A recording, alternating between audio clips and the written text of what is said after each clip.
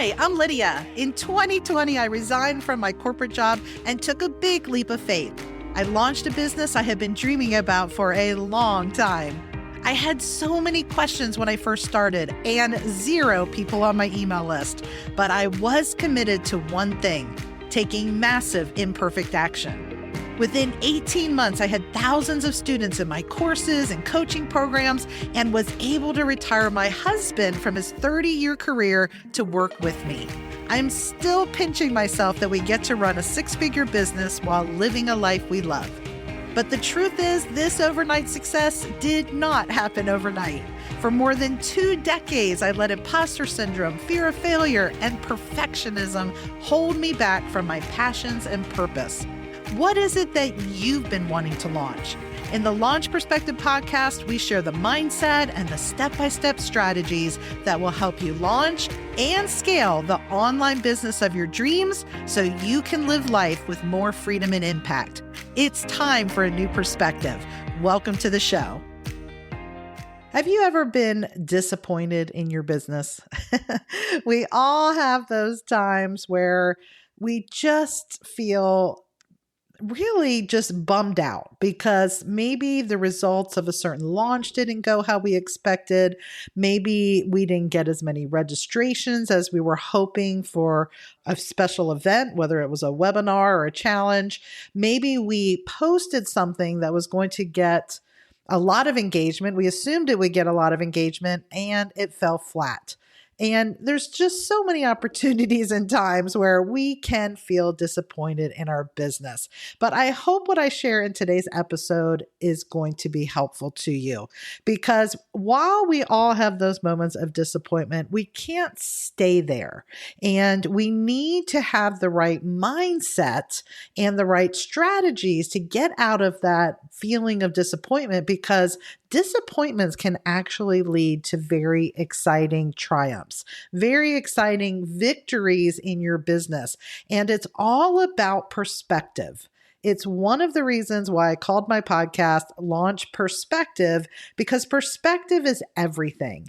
And so let me share with you 5 things to keep in mind when it comes to disappointment in your business. Step number 1, or tip number 1, is this mantra that I learned from my friend Adrienne Richardson. She shares this as a Facebook ads expert, but I think it applies to all business owners and all things you're doing in your business.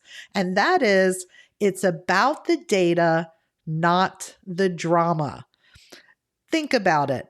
Everything in our business feels emotional, doesn't it? I mean, we wake up on any given day and we're either excited and motivated, or we're just feeling down in the dumps because our emotions kind of get in the way of how things are going. In fact, often we're disappointed because of our expectations.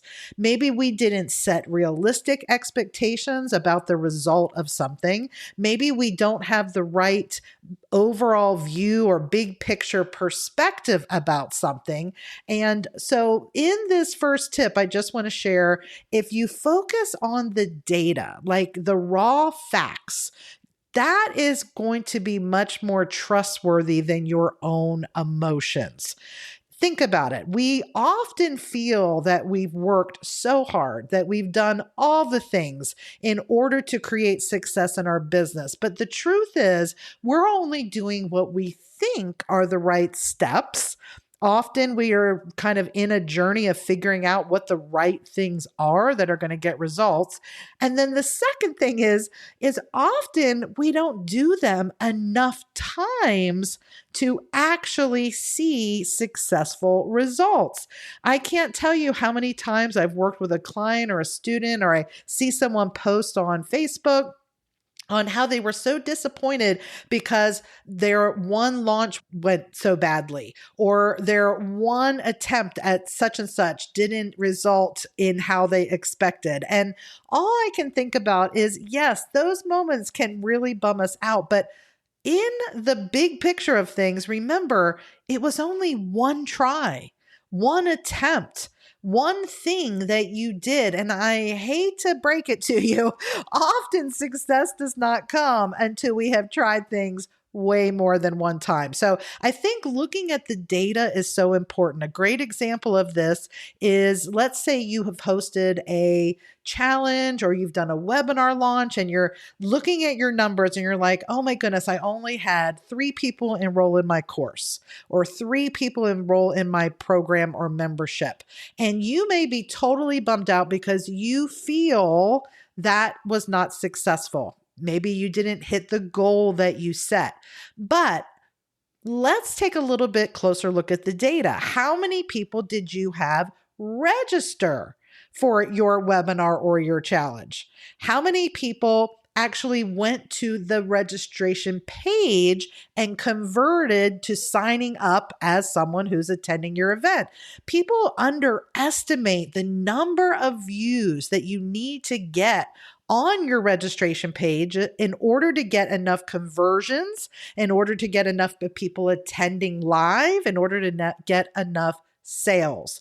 So it all goes back to getting enough people seeing what you are doing. So don't be disappointed if you send out an email. Let's just say you have 200 people on your list and you're thinking, well, one person bought my offer.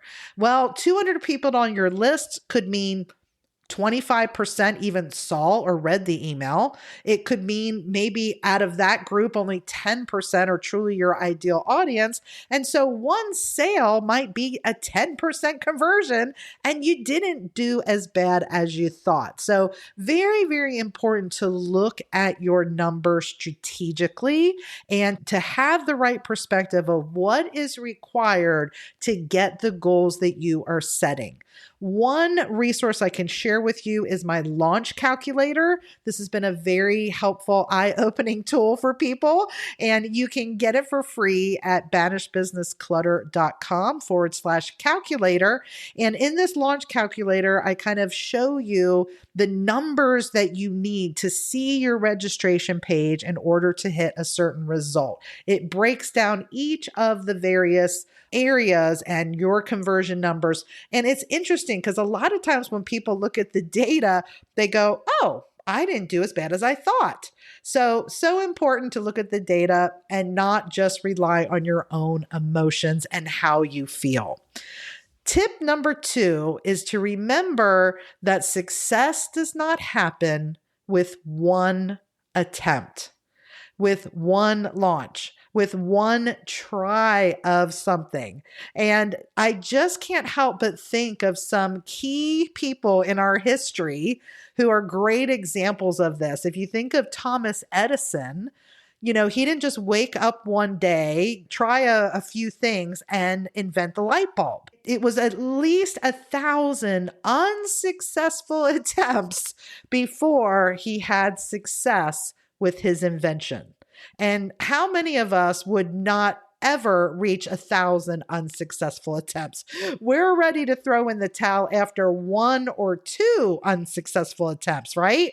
And you just have to have that perspective that you are in this for the long haul, that you are all in. And that means you're going to have some times that you fail before you succeed. Walt Disney is another great example. If you read his story, he was rejected more than 300 times before Mickey Mouse became a success.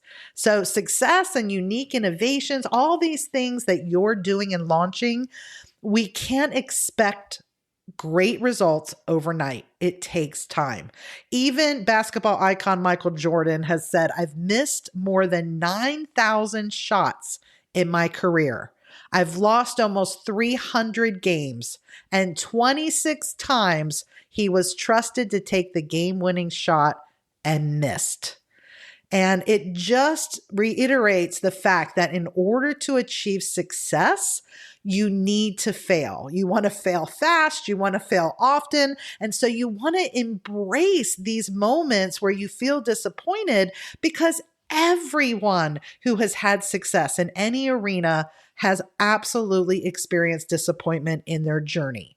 So embrace that part of your journey and just know the more often you're trying, the more often you're launching, the more often you are showing up and taking action, the faster you will achieve success. Tip number 3 is to embrace what I feel is the silver lining of all disappointment. And that is, what can you learn from it? Anytime we don't get the results we expected, how can we use that to motivate us? And how can we use that to exceed our results in a better way at a later time? In other words, when we launch again or when we try again, we have to take a moment to identify, what went well in this situation with my business and this thing I created and launched. What didn't go so well? What did I learn? What will I do differently next time? But so important to take a moment to celebrate those things that went well. Often when we feel disappointed, all we can see is the negative. And you can't stay focused in the negative. Yes, there are always hiccups. The tech didn't work, or, we weren't able to do our pre-launch strategy like we hoped, or we didn't get as many emails written as we had hoped. Whatever it is, there's always things we can look at and think, I didn't do that particularly well. But what can you celebrate? What are the wins? What did you learn in the experience that you can say to yourself, wow, I can't believe I did that. I didn't get the results I was hoping for, but I learned a lot in the process. I pressed through some challenging things that I needed to learn, and that is only going to help me in my next experience, in my next step in the journey. And if you have a hard time kind of getting out of that negativity, it's so important to reach out to someone else who can maybe take a look at things from a different view.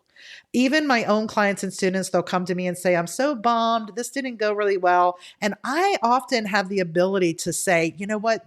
This didn't hit your expected result, but here are some amazing things that you should be excited about. Here's why I think you should celebrate. And here's why what you just experienced is going to help you in your journey. And it often helps them see that disappointment as a way to the path to victory, right?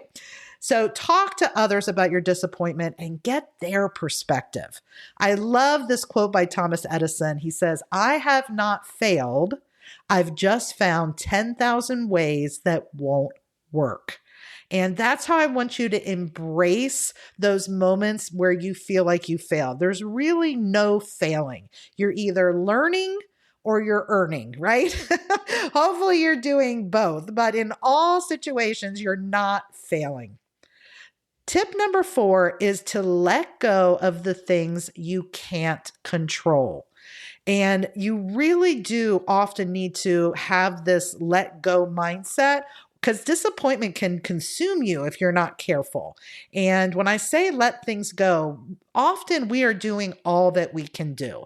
If you've put forth 100% of the knowledge you have, the skills you have, your ability in the situation, you've given it your all, you should be sleeping well at night, because sometimes it doesn't matter what we do, the results may not always be what we hoped because of whoever we are sharing with. For example, your audience, they may have situations where at this moment, they can't choose to take that next step with you.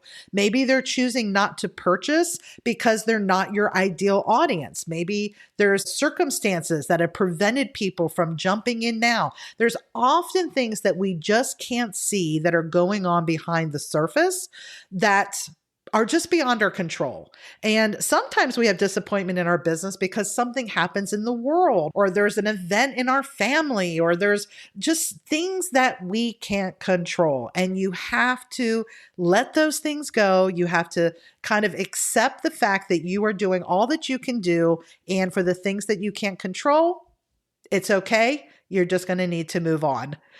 Tip number 5 is to remember that disappointments don't define you.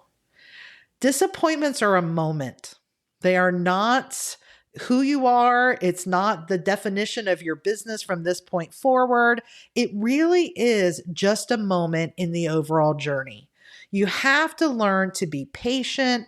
Remember that success does not come overnight, and that it takes some time to determine the right activities for you to reach your goals. And discovering those right activities often comes by doing the wrong activities a few times. That's what helps you discover the things that will work for you and your niche and your audience. And once you discover those things, you just have to do them enough times. You can't think to yourself, well, I'm only going to do this once and it's, gonna give me my revenue for the next year. Okay. You have to say to yourself, okay, I'm launching now. I'm launching again in 3 months or in 2 months or in 6 months. It's all a journey. What are the things that you're continuing to do in your business that's going to give consistent results? But beating yourself up or staying stuck in disappointment is not going to serve you. Sometimes I literally have to say to myself, I'm disappointed about XYZ that happened or disappointed about this result, but it is what it is. And that I say that to myself often. It is what it is. And I simply choose to move on. So I hope that these few tips have been helpful to you, especially if you've been frustrated or kind of overcome with disappointment. I hope that you'll take these tips, take these steps, and think about how those disappointments can turn into triumphs and victories for you and your business. Thanks so much for joining me today on the Launch Perspective podcast. Looking for more? Head over to launchperspective.com for show notes and quick links to the content and tools that we shared today. Want to stay up to date on new podcast episodes or ask a question that I answer on the show? You can do this and more at launchperspective.com. See you there.